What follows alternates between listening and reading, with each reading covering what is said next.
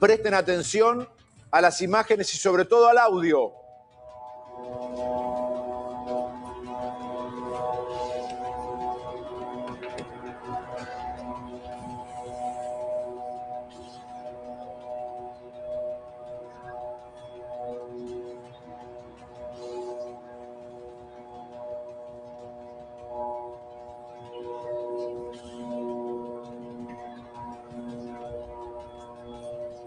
Esto es en vivo, imagen en vivo en Beirut.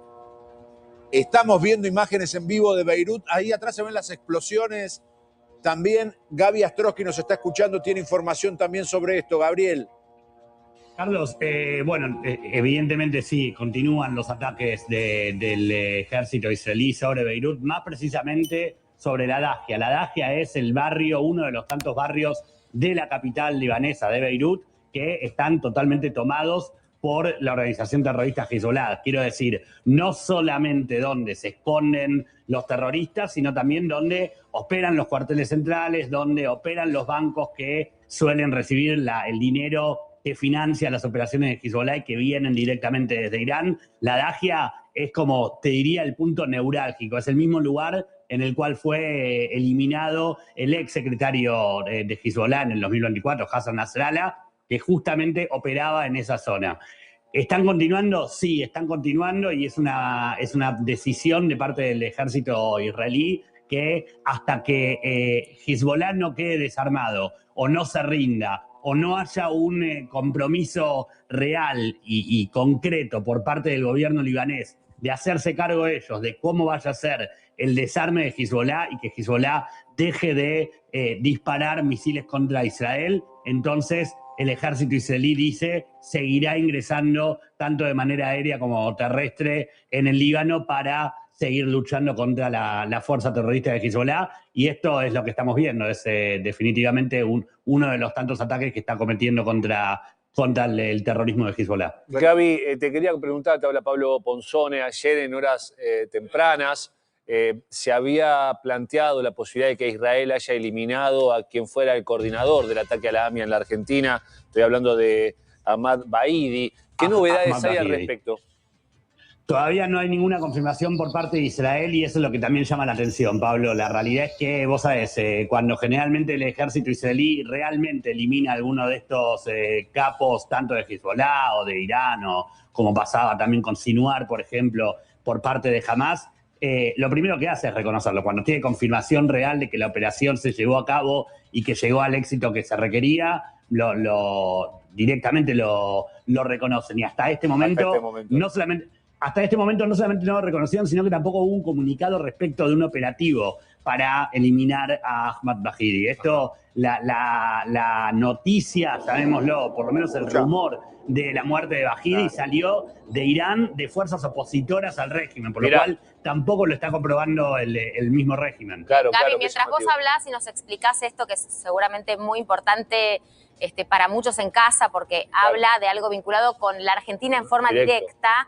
Estamos observando, Gaby, te lo contamos a vos que por supuesto no tenés chance de verlo, lo que acaba de suceder o lo que viene sucediendo minutos atrás en el Líbano por parte de lo que vos recién explicabas, ¿no? Y bueno, y continúan las operaciones por parte de Israel. Incluso en esta semana contábamos lo que sucedía, por ejemplo, en situaciones muy particulares como una iglesia que por fuera parecía una iglesia, claramente, con su cruz y se encontraron cohetes adentro. Se encontraron cohetes, se encontraron túneles, es decir, una suerte de espacio vinculado directamente, por lo menos según las fuentes israelíes, con las milicias del Hezbollah.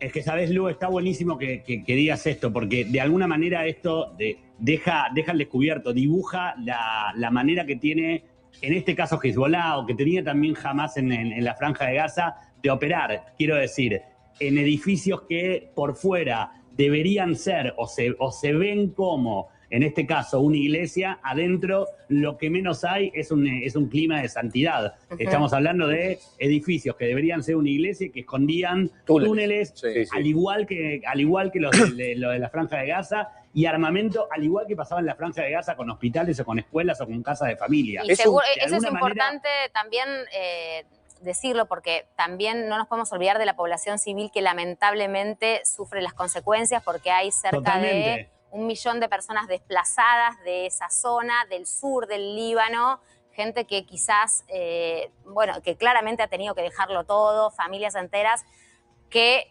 tienen que dejar sus casas en el medio de esta situación de guerra y que justamente desde Israel se les advierte y se les pide que se vayan de esa zona y, digamos, Israel... Y que muchos no llegan a irse porque cuando están tratando de irse son tomados por los terroristas de Hezbollah, que al igual que hacía Hamas, los utiliza como escudos humanos. Claro. A ver, entonces Gaby... Entonces ahí se termina dando que cuando viene un ataque de Israel, termina muriendo el terrorista y termina seguramente muriendo también la población que fue tomada por ese terrorista. Gaby, Sí, vemos entonces con el recorrido de estos años que fuimos aprendiendo junto a vos, que nos fuiste describiendo la situación también en Gaza, vemos tanto en Gaza, Líbano e Irán, prácticamente ciudades en túneles.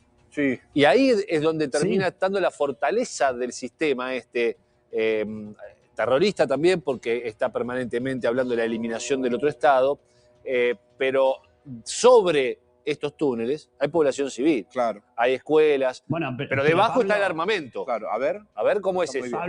Pablo, recordá que cuando fue el 7 de octubre y empezó todo el operativo en Gaza, y el 8 de octubre Hezbollah empezó a atacar también Israel, en parte de los ingresos terrestres del ejército israelí, se descubrieron túneles similares a los que tenía Hamas. Esto no es que Hamas se cortó solo y con una ingeniería magistral hizo túneles. Los mismos túneles tenía Hezbollah. Y esto significa que perfectamente lo que hizo Hamas en la Franja de Gaza, ingresando al sur de Israel, tomando gente y llevándosela secuestrada, lo mismo podría haber hecho Hezbollah en el norte del país. Claro.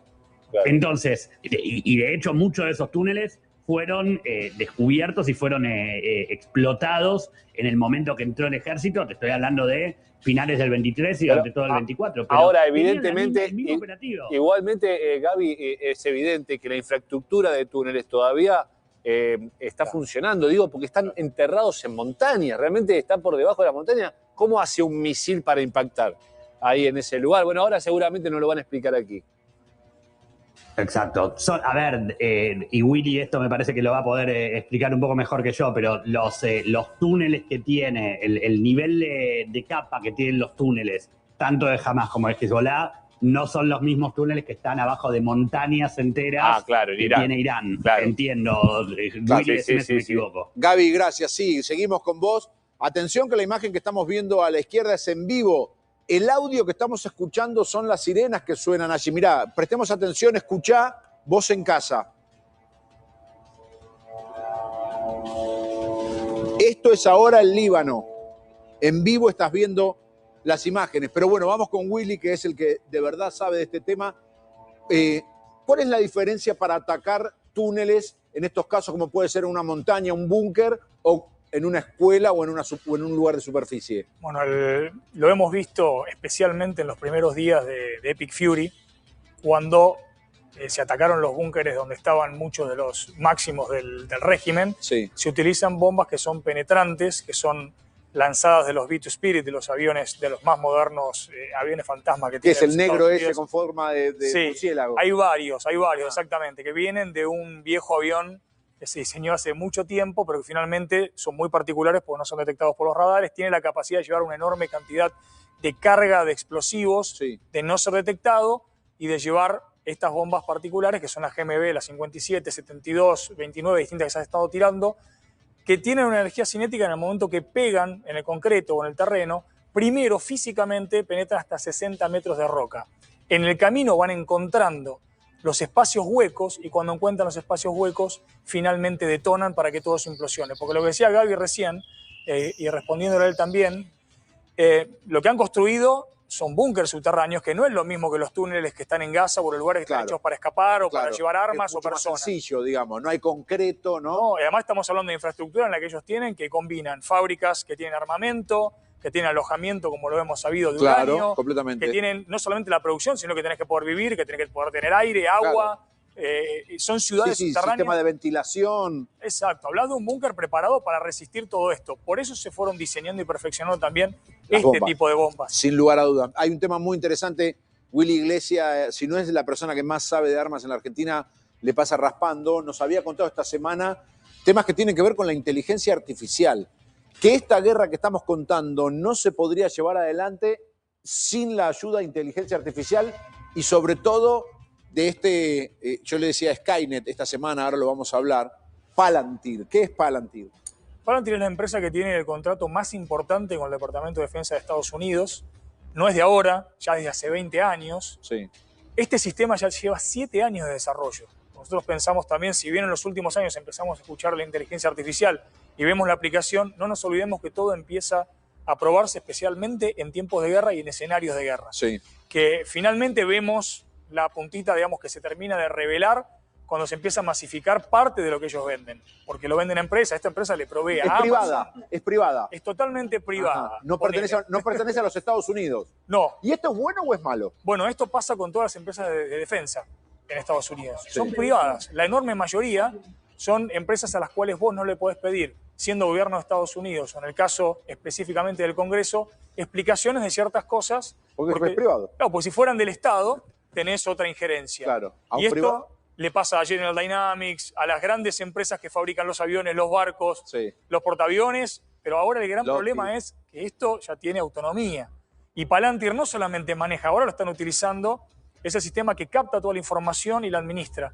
Pero antes de esto tenía una polémica muy importante porque también maneja todo lo que pasa por redes, todo lo que pasa por los celulares, por las comunicaciones. Es impresionante. Es un monstruo gigantesco, muy utilizado por muchas empresas de Estados Unidos. Te doy el ejemplo de Amazon, o sea, no es solamente utilizado para la guerra. ¿Utilizado para qué? Para controlar, por ejemplo, a los empleados y el rendimiento y cómo hacen sus tareas, dónde están, dónde se movieron, qué hicieron el fin de semana. Todo eso se vende por detrás y se hacen informes. Claro, esa información la puede tener, estamos hablando de la guerra, pero también las herramientas que brinda la tecnología, sobre todo con la inteligencia artificial.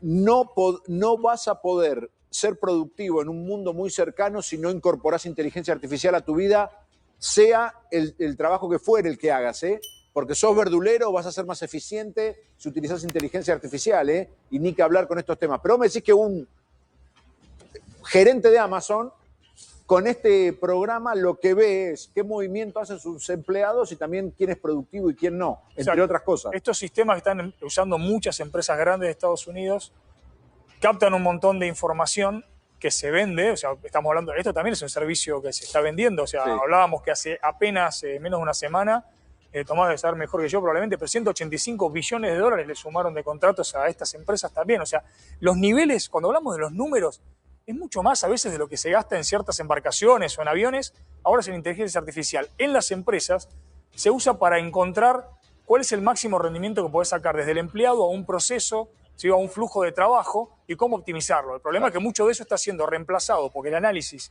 termina siendo la herramienta para reemplazar una tarea humana por una no humana, por una cuestión de tiempo, por lo mismo que está pasando en la guerra. Completamente. Y porque puede usar por un lado y para el otro. Hay algo que tiene que ver, vos no puedes estar en contra de la electricidad para favorecer a las empresas de velas, pero hay algo que tiene que ver, que la inteligencia artificial indefectiblemente vino para modificar, entre otras cosas, el mundo laboral. Entonces hay que adelantarse y ayornarse. Marcabas qué es infraestructura de seguridad IL6. Yo quiero avanzar un poquito porque quiero llegar. Esto es Dale. Carlos, esto es la infraestructura que tiene el Pentágono, que es la más segura que hay en este momento en el mundo. Es una internet paralela a nuestra internet. Sí, no puedo acceder. Totalmente paralela. Ninguno de nosotros puede acceder. Ajá. Cambia de frecuencia todo el tiempo la comunicación de todo lo que se hace por segundo, 10.000 veces por segundo, cambia todas las frecuencias y cambia dónde está y cómo se está comunicando sus propios protocolos. Es algo que está a otro nivel. Y se maneja desde tierra a todo el sistema vía satélite que provee la empresa de Elon Musk. Y uno cree que es un hacker porque tiene un VPN. No, somos unos campeones con el VPN, que si no lo reseteamos a cada rato tampoco es seguro, así que no es lo que parece. Entonces, lo otro que tiene es la capacidad de tomar información de 170 fuentes diferentes, desde radares, satélites, aviones en tierra, drones, imágenes, soldados, comunicaciones, por el nivel de captación de comunicaciones que tiene de todas las fuentes paralelas y las del enemigo, sí, es impresionante. Que esto es buenísimo. ¿De dónde Sí. capta? ¿Cómo dijiste que se llama esto? ¿De dónde capta las...? Son 170 fuentes diferentes, Sí. ¿sí? Que acá damos unos ejemplos muy, Sí. muy importantes, que son los radares, Claro. que esto está hoy en día en diferentes, o sea, los radares no solamente tenés los que están en tierra fijos, sino que obviamente tenés en las fragatas, los tenés móviles. En tenés, aviones. exactamente, hoy en día tenés esos aviones que tienen como un plato Plato arriba. arriba. Todo eso se va moviendo, va captando información. SIGINT es la inteligencia de señales, o sea, vos tenés señales tanto propias como ajenas que vos utilizás para captar información. Esto es, antes de que se haga la operación Epic Fury, Sí. ya se había hackeado todos los teléfonos de la red de aquellos a los cuales se atacó. Este teléfono esta información la pueden hackear. Altísimamente probable. ¿Por qué? Porque el teléfono en sí, probablemente el tuyo, el mío y el de nosotros, son seguros. Ahora, ¿y las aplicaciones a las Claro. que le damos permiso? Claro. Y te cuento una, todavía, algo de lo que a veces no se quiere hablar mucho, inclusive a nivel oficial en los Estados Unidos y demás, Sí. es que existen lo que llaman las zero day apps. O sea, vos tenés un montón de aplicaciones que vos instalaste y que a otros niveles alguien instaló en un servidor y que las pudo haber programado un hacker iraní o ruso. Completamente. Y que se activa el día que ellos deciden que se activa. Bueno, salvando la distancia un poco la operación de los Vipers. Claro. Como recuerdan ustedes la operación Viper que le explotó a todos. Y también hay algo muy importante que es la velocidad de procesamiento que tiene la inteligencia artificial. Porque cuando ubican a Khamenei, hacía tiempo las cámaras de seguridad de Teherán estaban siendo monitoreadas. Exacto. Todas esas imágenes se pueden hackear. Todo eso se puede hackear, de hecho se Sí. hackea. El nivel que tiene de tecnología y de aplicación de esa tecnología Israel es algo muy superior a la mayoría de los países que compiten en esto. No solamente se hace, ¿cómo se sabía que el líder estaba ahí y cómo se sabe hoy en día? Porque hay muchos videos, a veces no los vemos todos, pero nosotros que recibimos todo lo que se clasifica, donde hoy se le está tirando misiles puntualmente a una persona corriendo. A una persona. Ya no le tirás, o en este caso a un vehículo, Bueno. como fue hace un rato. Quiero adelantar porque vos esta semana siempre estás muy bien, pero estuviste brillante en algunos puntos que son para analizar. La inteligencia artificial le da a un general 3 opciones y el general aprieta el botón. Ya no hay más una estrategia militar que se sienta uno, el otro. Esto lo resuelve la inteligencia Suponete artificial. que somos 2 generales, la estrategia de nosotros 2 nos sentamos y cargamos en el sistema de Palantir la tarea que tenemos que cumplir. Sí. Esa es parte de la estrategia. Lo que no existe más es la sala de situación de todos estos generales con sus comandantes, con todo lo que antes se tenía, con el personal de inteligencia y toda la estructura que vos estabas humana, con los pizarrones, los televisores, porque la guerra cambió desde que hay misiles hipersónicos. Entonces, lo que vos tenés ahora, la famosa kill chain, que era de 40 minutos, que era cuando todos nosotros juntábamos la información, la repartíamos, hablábamos, analizábamos, tomábamos la decisión, eran 40 minutos. ¿Hoy a cuánto se acortó eso? 40 segundos es el máximo hoy, que te ofrece el sistema este que tiene Palantir con Anthropic y demás. Cortito. ¿Y la inteligencia artificial toma, no me lo contestes en realidad, la inteligencia artificial toma la decisión de atacar o no? Lo hablamos ahora después, dale, vamos. Vale. Momento de volver ahora a Israel a tomar contacto con Gabriel Astrosky, que sigue trabajando en vivo desde Tel Aviv. Gaby, hoy hubo varias protestas contra el gobierno de Netanyahu, también en el interior de Israel, porque hay que decir, allí se pueden expresar los ciudadanos que no están a favor de la guerra. ¿Qué pasó? Sí, la realidad, Lu, es verdad, es justamente esto. Aquí la ciudadanía se puede expresar a favor o en contra de la guerra, del gobierno, del ejército, de quien quiera, digo. La democracia que se vive en Israel, no por nada se dice siempre, y no lo dice Israel solo, en el mundo entero se reconoce como que Israel es la única democracia del Medio Oriente. La realidad es que no fue nada fuera de lo común. Hace un rato terminó una marcha en la zona central de Tel Aviv, en la plaza del Teatro Abima, que es uno de los teatros principales que tiene Israel, que tiene Tel Aviv como ciudad, y que desde hace bastante tiempo, te estoy hablando todavía del momento del cual habían secuestrados todavía en la Franja de Gaza. Sí, vos has mostrado esa plaza. Exactamente, y esta plaza se constituyó como el lugar de encuentro para aquellas marchas en contra del gobierno.